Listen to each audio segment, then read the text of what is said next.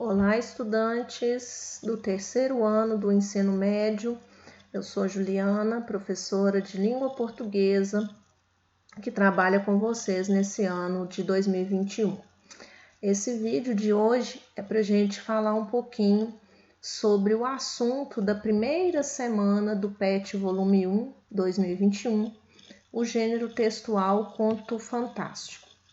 Antes da gente falar especificamente sobre o conto fantástico, eu quero fazer com vocês uma breve revisão sobre as tipologias textuais, tá? Ou discursos. Então, de acordo com as características dos textos, eles são agrupados em 5 tipologias ou 5 discursos diferentes. Então, nós temos textos do discurso narrativo, gêneros textuais do discurso descritivo, do discurso dissertativo, expositivo e injuntivo. Em algumas situações, esses gêneros, ou textos desses gêneros, eles podem fazer parte de uma mesma estrutura textual, tá? Isso não acontece com frequência, mas em determinadas situações nós conseguimos identificar isso. Por exemplo, textos do discurso narrativo como um todo podem ter, sim, trechos de discurso de relato, que pertence aos gêneros descritivos, tá? Bom,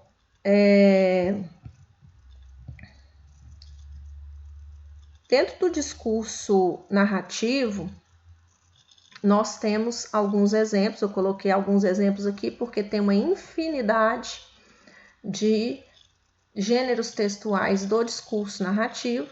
Nós vamos trabalhar com o conto fantástico, mas existem outros tipos de conto, Os contos de fada, os contos fantásticos, alguns deles são classificados como contos de terror, mas nem todo conto fantástico é um conto de terror, é bom lembrar isso, tá?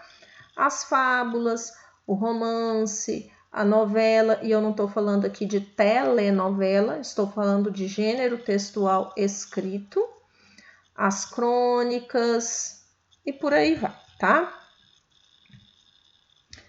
Bom, quais são as características dos textos do discurso narrativo? O discurso narrativo tem como objetivo contar uma história.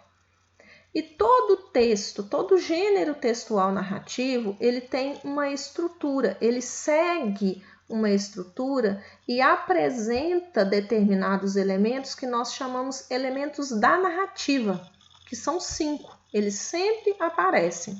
Que elementos são esses? O enredo, que é a história em si, o que vai ser falado, sobre o que vai ser falado. Os personagens, que são as pessoas que participam do desenrolar dessa trama, desse enredo. O tempo, que é a informação objetiva ou subjetiva de quando essa narrativa acontece, em que momento essa narrativa acontece.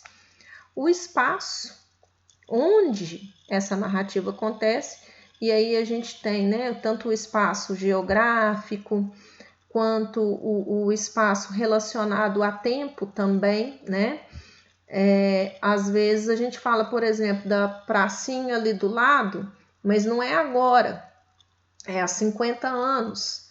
Então tem uma relação, tempo espacial. E o narrador, que é quem conta a história.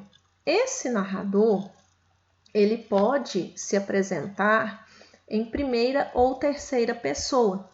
Então, quando esse narrador se apresenta em primeira pessoa, se eu, Juliana, vou narrar uma história e eu faço parte dessa história, eu vou contá-la em primeira pessoa. Então, eu estudei, me formei e agora estou dando aulas para o terceiro ano do ensino médio. Só para colocar algumas informações aí para vocês terem uma ideia dessa construção. Só que esse narrador, ele pode também se apresentar em terceira pessoa. Ele pode ser simplesmente um narrador observador, que conta aquilo que acontece com outros, ele não é personagem, e que ele simplesmente narra o que vê. Só isso. Quando a gente está fazendo uma fofoca, por exemplo. Mas ele pode ser, além de observador, onisciente, que é quando, além de ele contar, narrar o que vê, ele consegue saber o que as personagens sentem e pensam. Aí ultrapassa a fofoca, eu já tenho conhecimento da pessoa. Eu sei que se ela fez uma determinada expressão, um determinado gesto, é porque ela está ansiosa, insegura ou com raiva. Então eu consigo entender o que se passa na mente desse personagem. Aí o narrador, ele deixa de ser apenas observador e passa a ser onisciente, o que é muito interessante. E a estrutura dos textos narrativos. Lembrando aqui que eu não estou falando apenas do conto, muito menos apenas do conto fantástico. Até então nós estamos revisando tipologias textuais e principalmente a tipologia narrativa, o discurso narrativo, dentro do qual existe uma infinidade de gêneros textuais, tá? Então, todo texto da tipologia do discurso narrativo, ele tem essa estrutura. A apresentação, o desenvolvimento, o clímax e o desfecho. A apresentação é a introdução desse texto narrativo, onde as principais características do texto são apresentadas. O desenvolvimento é a parte mais extensa dessa narrativa. Então, aí vai depender, né, de qual gênero. Se é um conto, o desenvolvimento é muito menor do que se esse texto narrativo for um romance, por exemplo. O clímax é a parte mais emocionante. Se a gente faz aí uma comparação com a telenovela, que eu até brinquei antes, né, que eu não estava falando de telenovela e sim de novela, gênero textual escrito.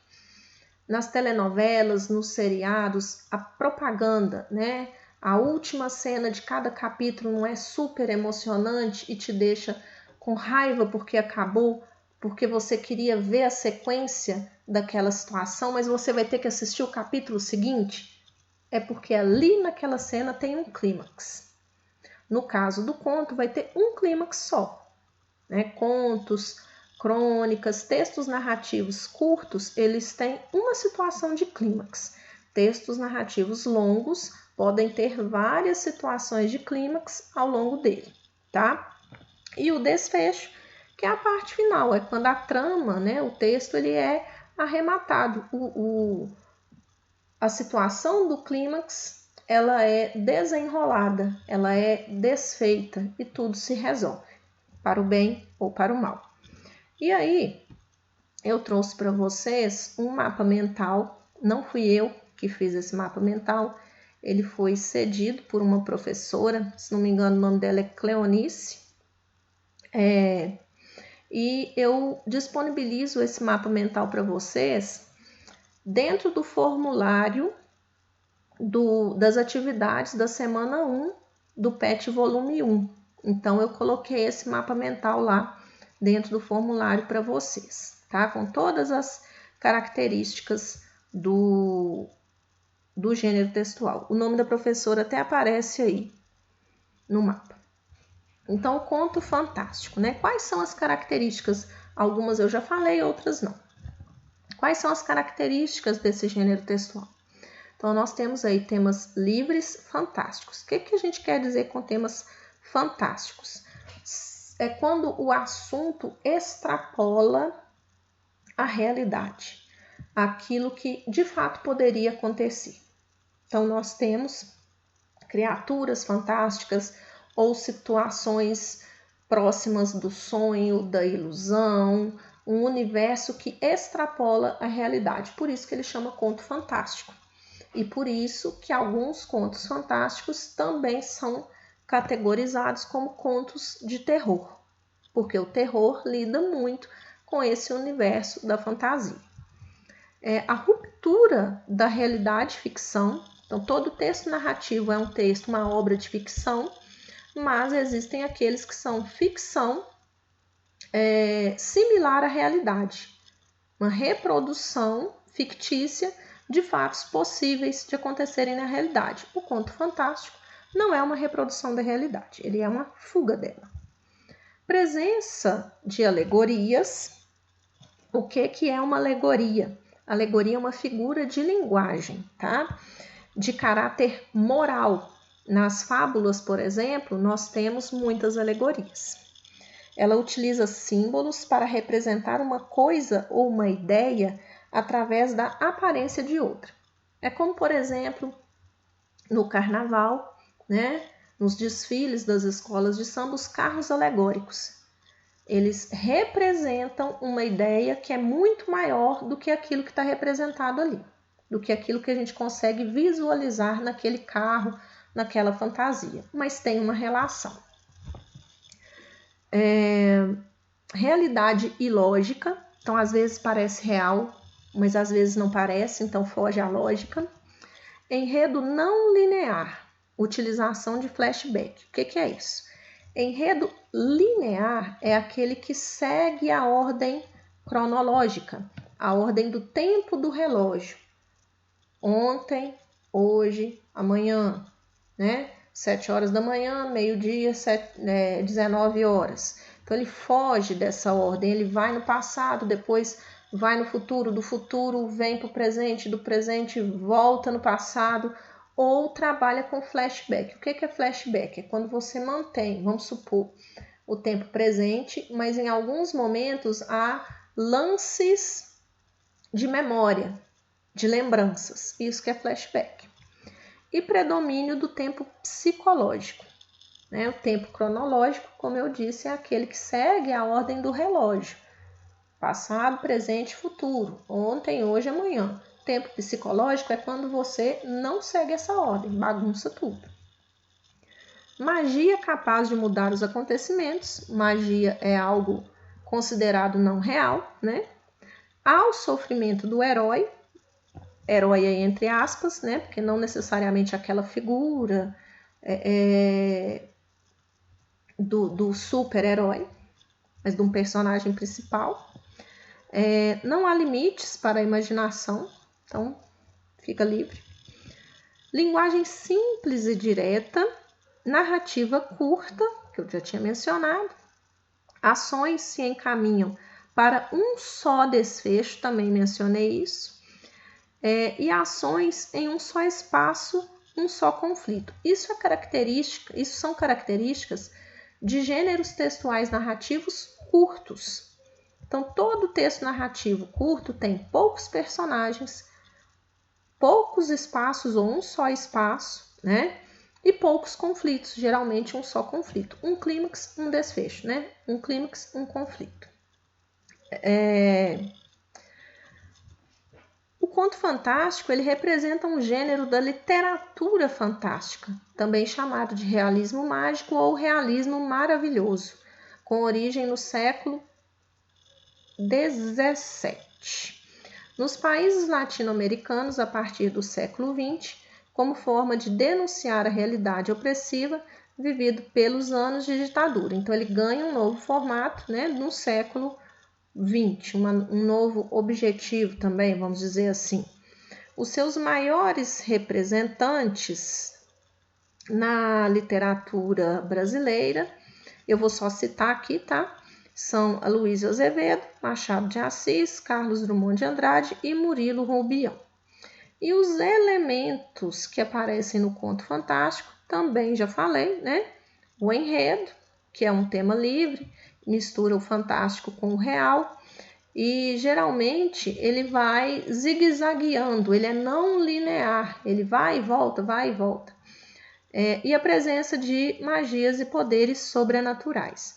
Os personagens, que podem ser monstros, fantasmas, seres invisíveis, mágicos, mitológicos, folclóricos, e ainda, né, misturados com seres humanos absolutamente normais, que não tem nada de mágico.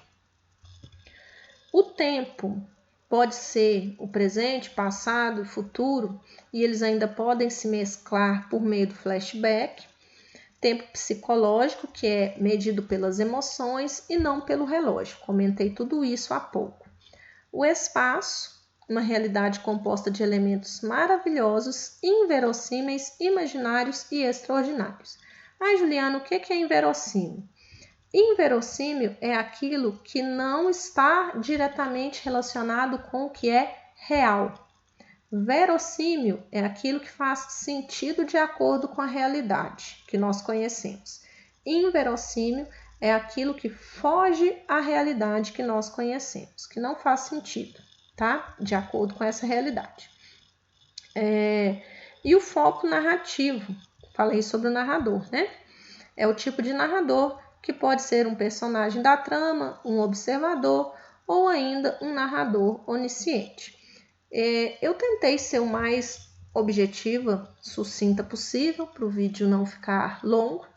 Se vocês tiverem dúvidas, né, eu sugiro primeiro que volte e assistam ao vídeo novamente. Se mesmo assim as dúvidas persistirem, anotem e encaminhem essas dúvidas para mim. Vocês têm o meio para isso, né? Nós organizamos um meio para isso, até que o Google Sala de Aula esteja disponível adequadamente.